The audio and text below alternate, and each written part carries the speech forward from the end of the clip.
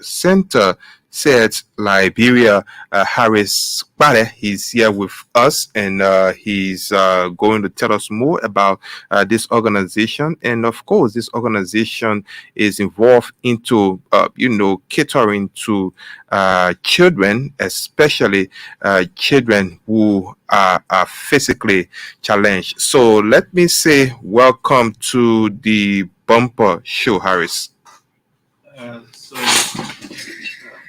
Okay, so I want to say thank you for the reception. Uh, I look forward to uh, relevant and crucial discussion regarding the program that we run in the country. Of course, you have all of the information to give out to the public today, and I'm sure many out there will have interest because the work you do is so vital to our country. You making your contribution as well. But Children Educational and Developmental Support Center, SETS Liberia, we want to give you the opportunity to take some time out and tell us a little bit about the organization. The Children Educational and Developmental Support Center is a non-for-profit humanitarian organization that was actually established in 2018 by the CEO, the current CEO, Mr. Alexis Waji, and his wife, Madame Kopo Manjo. So the vision or the dream behind the formation of this organization actually was built on giving back to society, especially to the sector of society that have been, less paid attention to. That has to do with children with disability. So, based on that, the organization has operated working with underprivileged and disabled children in the country, seeing how well we can be able to provide support where our ability reaches. Okay, so when you talk about support, what kind of support are you providing to these children?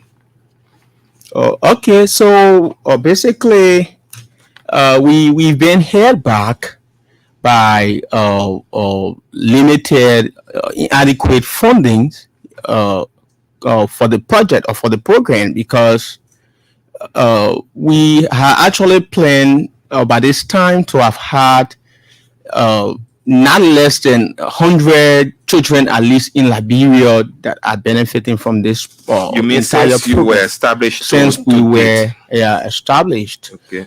So the support we actually provide covers needed survivability services Okay. or supplies or items.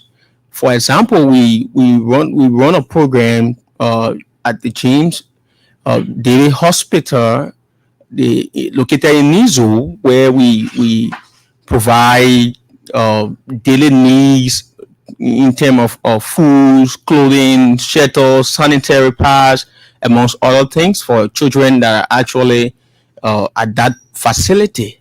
Okay. Yeah, so we since the formation of the organization, we have actually had a couple of programs. In fact, we had an MOU that was actually in effect providing a regular support to these children.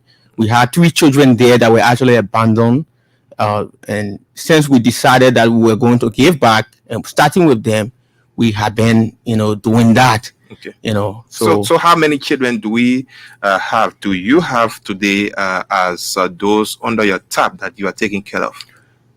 okay, so like I earlier mentioned, as a result of limited support, we are providing support to children in an amount of 15. 15. Yeah, the number of Okay. 15 children around the country. Okay. Okay. Across the country, are they house or meaning that do you have them in a facility or like you said you operate at the James David Hospital as well, or you go meet them at a specific location and provide the needs you talk about, like clothing, food, and all of that. Is that the case?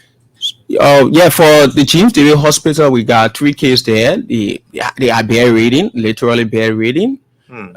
So those cases are just there. And then since we had earlier, gone into an MOU with the hospital to continue, the support to the children, we had lived by that up to 2022, when we actually ran down, a support, the MOU was discontinued.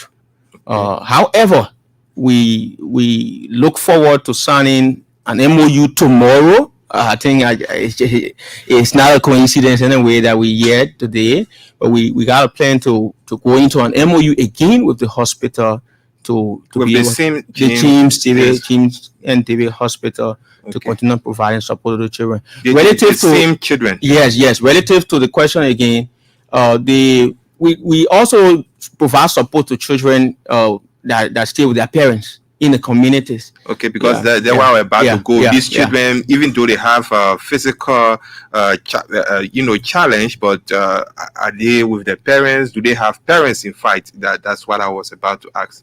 So the ones at James David were actually abandoned.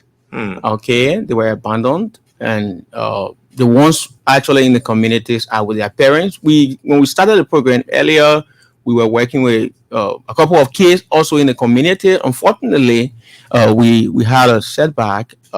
We noticed some of these kids started, depreciating amongst other things, and unfortunately, we lost about two of the kids that we're actually providing support for in the communities. Okay, so currently you said across the country. So what are the counties that are benefiting, the counties that you have children in already that you are supporting as part of this program? Even though you mentioned that you have some challenge, with financially or so, but what are the counties you have children in currently benefiting? So currently, our reach covers Mangibi and Monserrado Margibi and and Monserrado. Monserrado Yeah, County. so. And where do you intend to take this organization now? So actually, the organization, as I told you, our plan is to exist as long as children with disability exist within our society. Mm. In such vision, the CEO and his wife, so far we receive about 99% of our support from Mr. Alexis Waji and his wife, Couple Manjo, who are actually in the United States of America. Okay. So we, through their instrumentality, we were able to secure, a property. I mean, in the description of a land, on which we have planned to erect, a center for these children where they will be, impacted, so that society can benefit from them, in the long run. And trust me, is a worthy venture there from your CEO and yourself, but like you're not doing it on your own, like 100% of your support, like you said, comes from your CEO abroad, but there are other institutions. Just take for typical example the Ministry of Gender, Children and Social Protection that probably will be looking for opportunity to assist as well.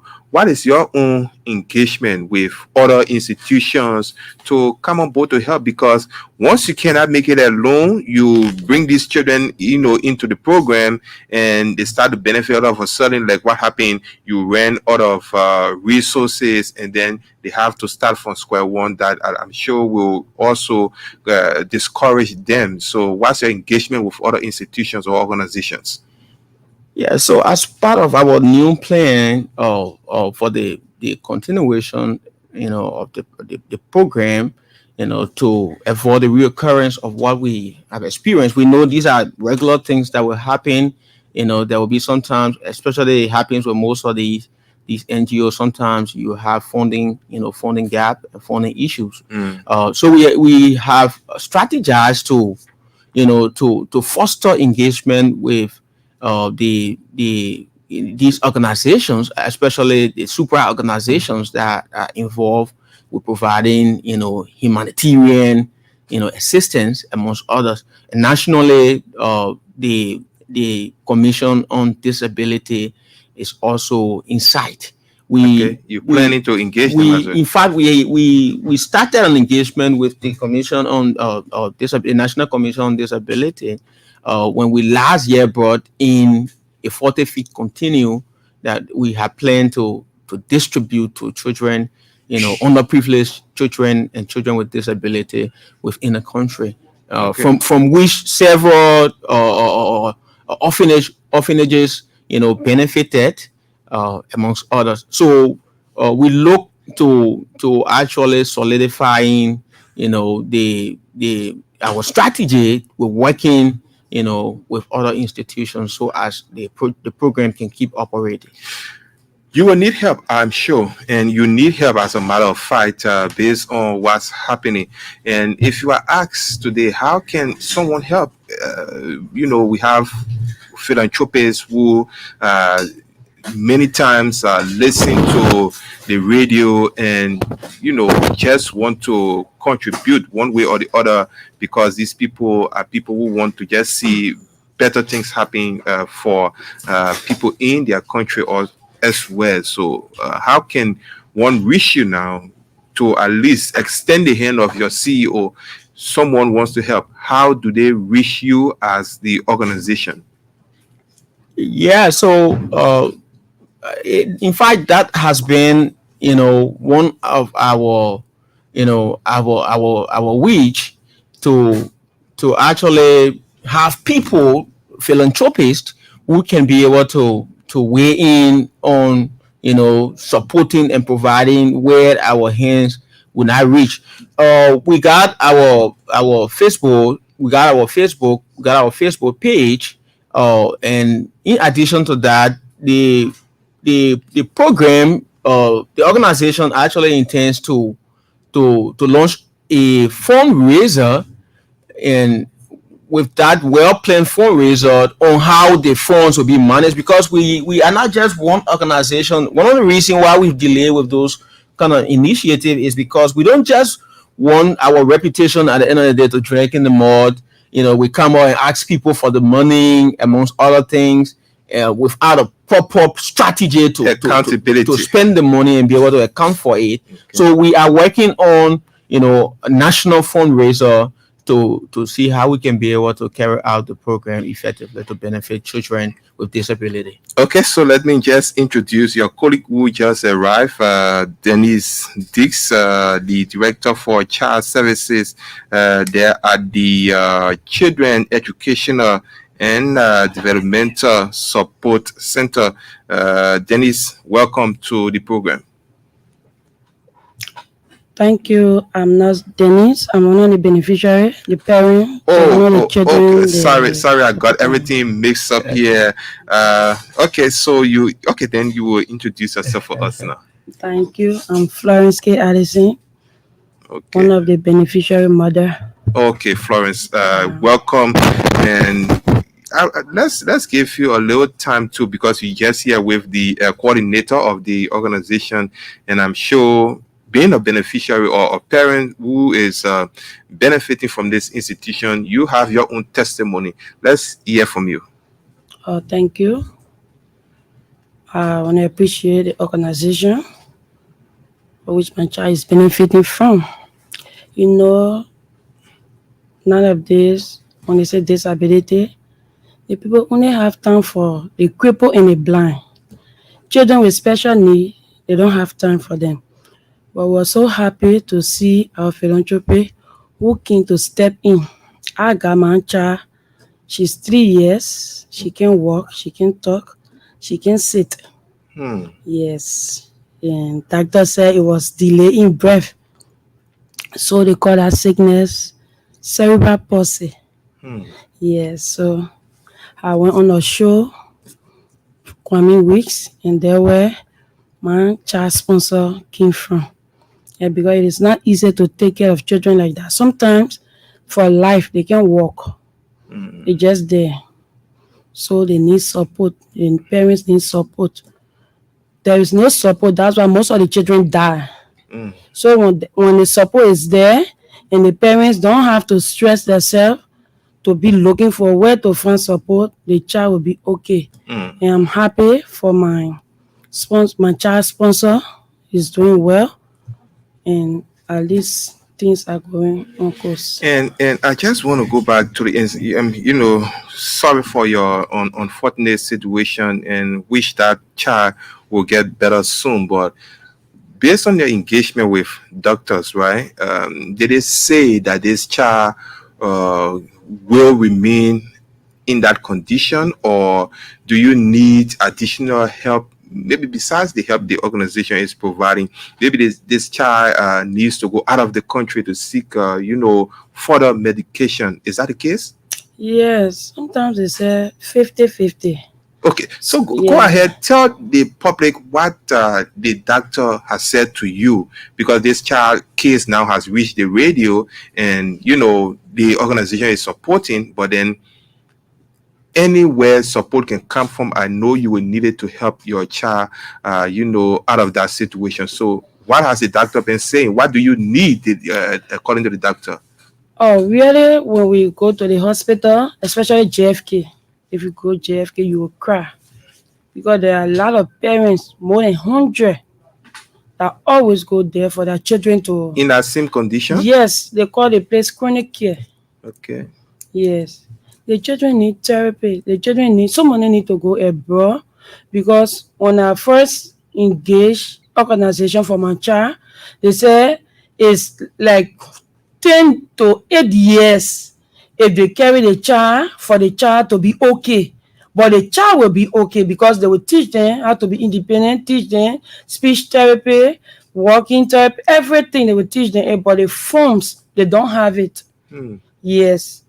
And the child, when she was born, we didn't really realize it early. So at the time we realized, it was, I can say, a little bit late or early. I don't know. But when we got the child result and we started carrying her, no improvement because the hospital don't even have the medication for the children. They don't have the actual medication for the children. If you go there, you'll see they're repeating one jug every day. You go there, I see just they're giving you, and the child is not improving, and the child need to eat good food. Okay. Yes, the child need to eat good food. Okay. Yes, So, so the child need a lot of support. So if our sponsor come in, the government too need to help them so that at least when they get the forms, they'll be able to bring more children on board. okay. Yes. All right. And we have, okay, Dennis is here now. Sorry, I miss, I took you for Dennis, but Dennis is here. Dennis Dix, director for child services. Dennis, you came in very late. We don't have much time, but I will just give you the time to tell us, as child director, right? Director for child services at the Children Educational and Developmental Support Center. What is your role? What experience do you go through with these children who have physical disabilities, and you, as an organization, doing your best to take care of these children? Thank you, Denise Hicks. And I'm the child service director. Being the child service director, it comes with a lot of challenges. Some of those challenges are carrying food for those kids, carrying those daily needs of those kids to the parents, or to the facilities sometimes, and they are not managed properly by the family or by the caretakers. Sometimes we kind of struggle with that because we want the best for those kids, and we almost like go into a real war with those parents. Some of those challenges have been going after those kids, going after them, and their parents are now wanting to be fully involved with them. Okay, They are, so yeah, yeah, they parents don't really want to help. yeah, You they are mean? now wanting, they just label those kids, they just name those kids as witches and wizards because of them being deformed. So they don't want to be involved with those kids' life. And sometimes we kind of wanting to encourage them, tell them that these kids are born with this, they are special needs children, so we got to care for them. So that have been some of the challenges that we have been faced with. Oh, okay. So, and hope that you can continue what you do, because listening to what I've been hearing here is something that you can, build up on and help our children. But what can be done, right, Harris, to get more kids on board? Like you heard the mother said, many children, like her child, got that special needs. What can be done, whether from government, whether from NGOs, other philanthropics? What can be done that you can help more children? Okay, so like I said earlier, we plan to actually erect a facility, which we look up to host children of like forms and manner, where we intend to be able to impact them, because we believe that when we got a safe space for these children, you know we will not have children, people growing up to get in the streets, to be beggars, to be people that society will look down on. So the plan is to be able to attract funding, where we can be able to erect this facility that will host children, where we can provide them education, where we can be able to get partners that will be able to sponsor their medical, let's say fees, and to be able, that will include even surgeries, to be able to reform them, like the normal person, I would say. So our plan for the long run is actually to get this facility, possibly in the entire counties, or all the counties of Liberia, where we will have children coming up, or that are just born with disability, will be actually enrolled and then brought up, that society themselves will be able to benefit, because there's a huge sector of society that the country is not benefiting from, because when people born, for example, and notice that their kids are somehow deformed or have some impediments or physical impediments, they tend to give up on those kids. They will not go to school. Some of them are left to die, amongst other things. So Okay. the plan is actually to be able to get them and make them useful in society. Okay, so we running out of time, but I will want to hear from the child director, to hear finally from her, and also to get to our parent, and also hear from her, and also we'll close up with you recapping, and please remind us about the program tomorrow. So Dennis, finally you came late. I'm sorry. Quiet, you're welcome. So finally, we really want the government of Liberia to be involved with this case, because they are so special, and we know that once they are involved and we got a lot of fundings, we can help make their lives better and take it from this stage of where they are right now, at least to a more better place. Okay, Dennis, let's hear from the parent. Yes, finally, in other countries, you see, they take care of the children. They even pay their parents, or they pay somebody to take care of them. But if the government is not involved with our sponsor, it will be hard for them, because for they alone to do it for us, the funding will not be enough for them to reach out to other kids. Okay. So we are appealing to the government to come in and help our sponsor, our children's sponsor, so that their life will be better. Because the state my child is in now, they got school year for it, but when you hear the money, the tuition for that school, you will just say the child will never go to school. So if my child sponsor is helping me to do other needs, the government need to come in, and they need facility for those children. Because take for example, I'm a woman. Let's say my husband go to work, he doing something, and that child grow up to be 20, 30 years. Who will help me to be living that child up or what have you? So the child need to be to a rehabilitation center so that they will at least feel at home. They got people taking care of them, or even if the center is there, the parents are taking care, it will not be bad. It will be a good thing. Okay. Thank you. Let's finally hear from Harris. And Harris, you can close up and by reminding, or like I said, about tomorrow's program. Okay, so thank you so much for the time so far. Actually, like the previous speaker and even Denise spoke, the issue about children born with disability and special needs children is an everybody thing, because uh, by standards of humanity, we are all equal, we are all the same, but we usually tend to look down on people born with disability, and it has a huge factor when it comes to the well-being of those that are actually born with such condition and even their parents, because for example, mothers, like she said, mothers go through a lot. If you get a child, most of the times, for us in Africa, we realize that the upbringing of children are more above 70%. The mothers, because the parents will, the father will go to work. Sometimes he go by 8 and he have to come back. So now 8, 9, 10, and the mother will be the one caring for that child.